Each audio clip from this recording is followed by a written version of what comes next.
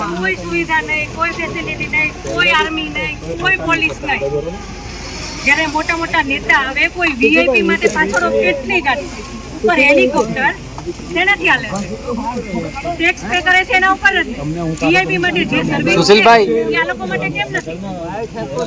એની જે આર્મી કેમ્પમાં ચિલ્લાઈને કીધી કે ઉપર કેટલા લોકો જલ્દી કંઈક કરો.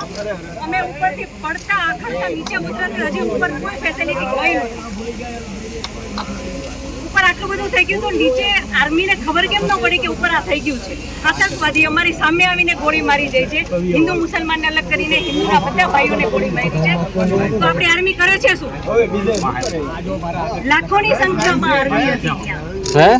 અને જે ટુરિસ્ટ પ્લેસ છે ત્યાં કોઈ આર્મી મેન નહીં, કોઈ પોલીસ મેન નહીં, કે કોઈ ફર્સ્ટ એડ કિટ નહીં. સરકાર ઉપર ભરોસો રાખીને, મિલિટરી ઉપર ભરોસો રાખીને અમે ઉપર ગયા હતા. એ જ મિલિટરી અમને એવું કહે છે કે તમે લોકો ઉપર જાઓ છો શું કામ ફરવા? હું તો એ કહું એ ઓફિસરને પકડો અને એને કહો કે એનાથી આવું બોલાય કેમ? આ છોકરાઓ જ્યાં મિલિટરી મેન મળે ત્યાં સલ્યુટ કરતા હતા. એ લોકોના મનમાં પણ હવે એવી અસર પડી ગઈ છે કે આ મિલિટરી કઈ છે જ નહીં. આવું સ્ટેટમેન્ટ એને આપ્યું જ કેમ કે તમે લોકો ઉપર ફરવા જાઓ છો શું કામ?